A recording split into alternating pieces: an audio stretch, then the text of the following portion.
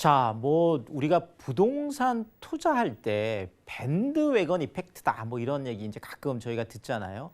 사실 뭐 부동산도 그렇고 뭐 이런 현상들이 왜 나타나냐면 사실 이렇게 대세를 따라가고 싶은 사실 뭐 밴드웨건이라는 게 이제 뭐 이렇게 그 서부 개척 시대 악단처럼 뭐 이렇게 해서 막 앞에서 끌고 나가면 뒤에 다른 마차들이 이렇게 막 이렇게 쫓아가는 이런 현상이잖아요.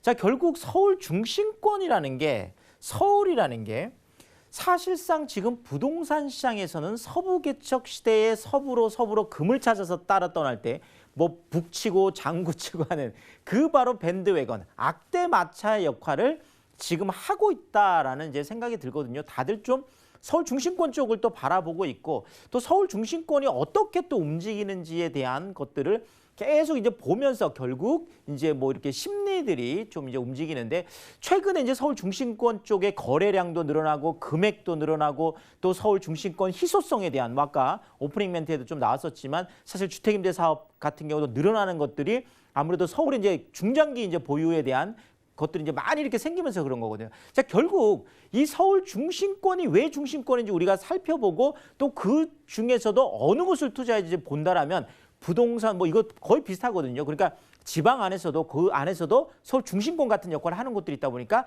그런 측면에서 서울 중심권 한번 살펴보도록 하겠습니다. 자, 일단 첫 번째 서울 중심권이 도대체 어디냐? 네. 자, 근데 더 뭐 근본적인 질문이 있죠. 아니 그러면 중심권 이거 누가 결정하냐? 누가? 네. 아니 뭐 내가 그냥 가서 여기가 중심권이야 뭐 이렇게 하는 건 아니죠. 자, 중심권이라는 거를 네 사실은 뭐 서울 같으면 서울시가 정하죠. 서울시. 네. 그것도 뭐 서울시가 뭐 여기 중심권이었다가 아니었다가 이렇게 정하는 것이 아니라 서울시 이제 도시기본계획이라는 게 있죠. 네.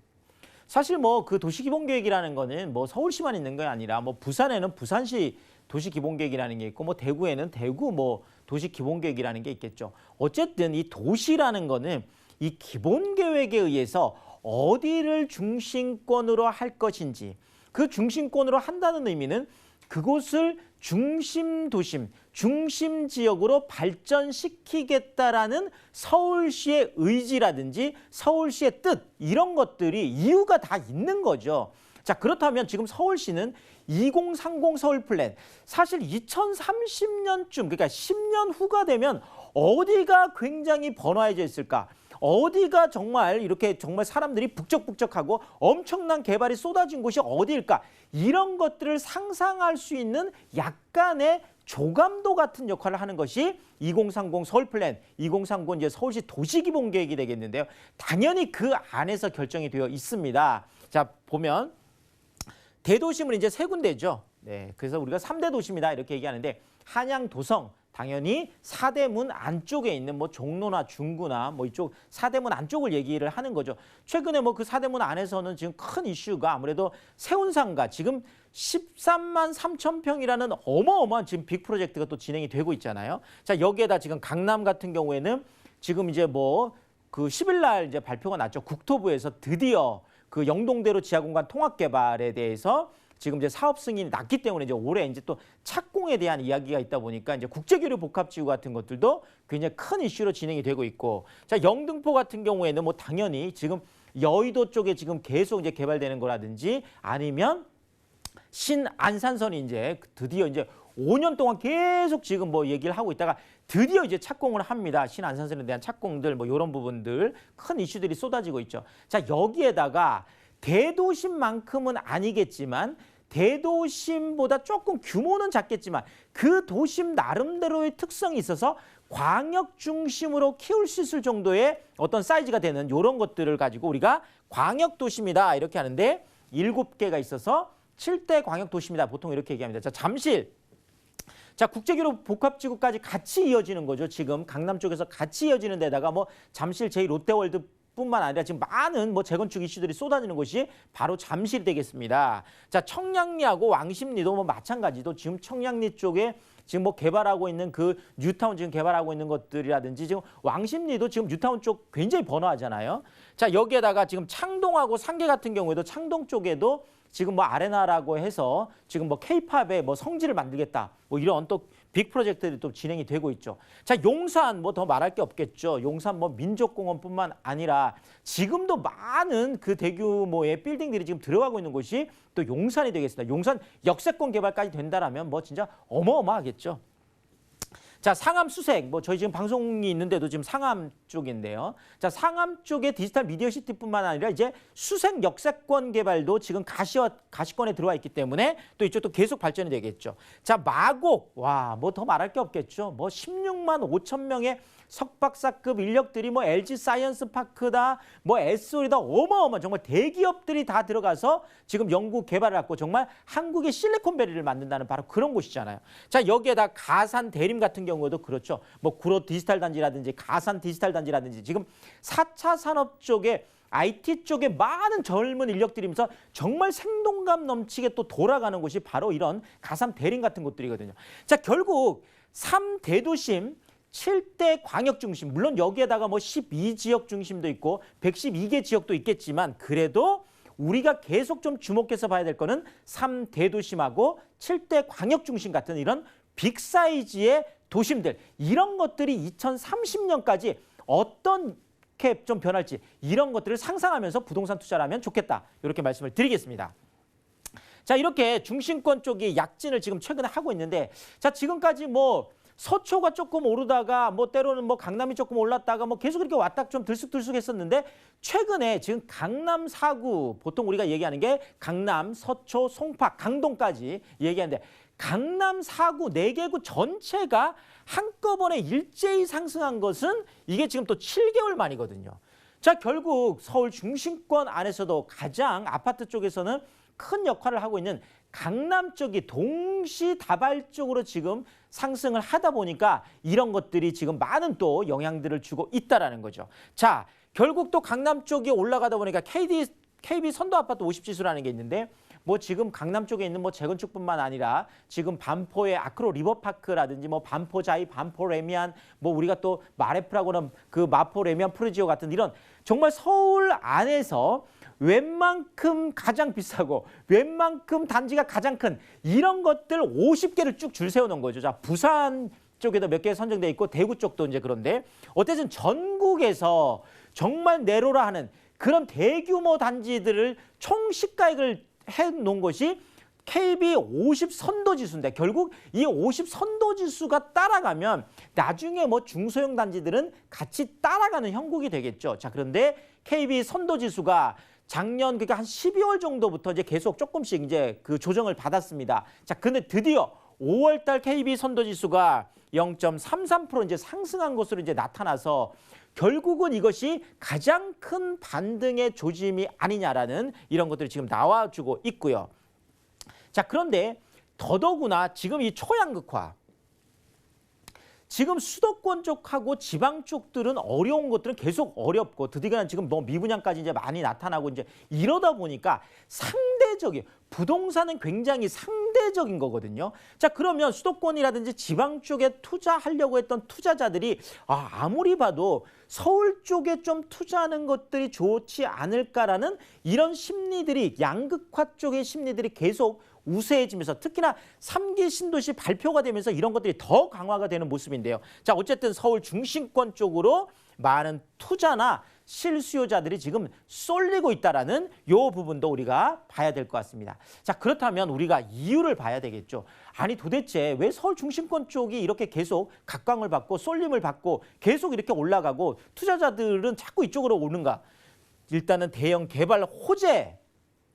자, 뭐 제가 동시다발 가속 중인 박원순표 도시개발이다 이렇게 해놨는데, 지금 뭐 이제 박원순 서울시장이 이제 3기 쪽 이제 들어가면서 지금까지 진행됐던 대형 개발 호재들이 드디어 이제 뭐 열매를 맺는다고 할까요? 자, 일단 뭐 가장 큰 게 그렇죠. 강남권 그 통합 이제 그 환승센터라는, 그러니까 지금 삼성역에서 봉은사역의 그 14차로를 완전히 지하 6층까지 파가지고 그렇죠. 지상층은 전부 다 공원을 만드는 거죠. 거의 길이만 한 630m 정도가 되거든요. 지하 6층까지 파서 여기에다가 복합 환승센터를 만드는데 거기 뭐 쇼핑센터라든지 어마어마한 것들이 야구장 30개 규모가 지금 들어간다는 건데 이것이 지금 국토부의 이제 최종 승인을 받았습니다. 자, 그래서 이제 드디어 이제 개발이 올 이제 하반기 이제 착공이 된다고 하는데 자, 지금 그 영동대로 지하공간 통합 개발을 하고 있는 바로 여기 코엑스가 있고 그 바로 건너편에 지금 펜스 쳐놓은 거기가 한국전력 부지 그렇죠. 여기에 지금 현대 글로벌 비즈센터가 지금 서울시에서 이것을 빠르게 진행하겠다고 해서 이것도 지금 앞으로 이제 하반기에 무조건 이제 첫 삽을 뜰 것 같은데요. 자, 그렇다면 이것이 105층 규모의 569m 국내 지금 최고층 빌딩이 되면서 현대자동차 본사 계열사 뭐 여기에다가 또 많은 호텔이라든지 컨벤션이라든지 또 여기에다가 그 옆으로 해서 잠실 종합운동장 개발 프로젝트까지 그러니까 전체 다가 지금 들썩들썩하고 있는 이것이 국제교류 복합지구인데 이것이 지금 하반기에 드디어 시작이 된다라는 거거든요. 자, 그렇다면 하반기 부동산 시장에 굉장히 많은 영향을 미칠 수가 있겠죠. 자, 여기에다가 최근에 뭐 방탄소년단 그렇죠. 최근에 케이팝들이 정말 전 세계에서 엄청난 지금 빅 이슈를 지금 펼쳐지고 있는데 바로 지금 창동역 쪽에 있는 서울 아레나라고 하는 케이팝의 성지를 만들겠다는 거잖아요. 지금 서울시에서는 지금 10월 늦어도 9월이나 10월까지는 우선 협상 대상자를 이제 선정을 하겠다. 결국 뭐 SM 쪽에서 지금 얘기가 되고 있는 걸로 알고 있는데 자, 어쨌든 간에 이런 서울 아레나 이런 거라든지 아니 지금 광운대 역세권 개발 같은 경우에도 지금 역세권 개발로는 가장 큰 규모거든요. 2조 6천억 정도의 여기에다가 수색 역세권 개발이라든지 또 수서 역세권 개발이라든지 많은 지금 대규모 역세권 개발들이 서울 안에서 지금 하반기 쪽에 지금 계속 좀 들썩들썩 하고 있는 이런 모습들을 지금 보이고 있죠. 여기에다가 지금 동서울 터미널 쪽에 지금 뭐 재건축하는 그 이슈들도 지금 착착착착 지금 진행이 되고 있고 지금 서울 안에서 뭐 세운상가 지금 빅 프로젝트도 마찬가지죠.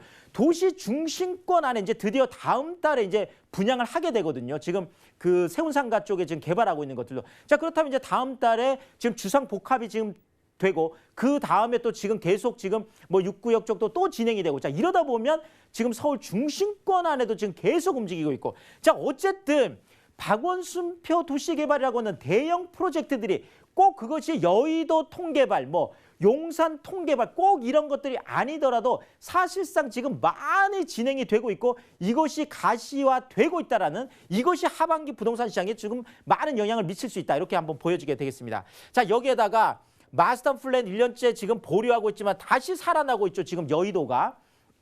자, 여의도 같은 경우에도 지금 그 파크원 같은 경우에 69층짜리가 지금 쭉쭉쭉쭉 올라가서 지금 내년 7월에 지금 완공이 되고 나면 여의도의 판도가 또 달라지게 됩니다. 자, 여기에다가 지금 뭐 MBC 지금 사옥 부지 지금 개발하고 있는 그렇죠. 지금 뭐 여의도 그쪽도 49층짜리에서 지금 주상복합으로 이게 다음 달 지금 분양을 앞두고 있거든요. 자 이러다 보니까 여의도 시범지구라든지 광장 같은 경우에는 최근에 약 한 2억에서 2억 5천까지 올랐어요. 지금 3부 같은 경우에도 드디어 20억 회복을 했죠. 자 여의도도 들썩들썩 하고 있습니다. 자 여기에다가 강남 재건축, 한강 뉴타운 초특급 빅 이벤트들이 또 진행을 계속 기다리고 있죠. 뭐 잠시라든지 개포라든지 압구정이라든지 한강축 뉴타운도 그렇죠. 뭐 그쪽에 영등포 뉴타운이라든지 신길 뉴타운이라든지 흑성 뉴타운, 뭐 노량진 뉴타운 위쪽으로 올라가면 수색 증산 뉴타운이라든지 아현 부가현 뉴타운 또 여기에다 한남 뉴타운 또 그 성수 전략 특별계획구역까지 어마어마한 빅 프로젝트들이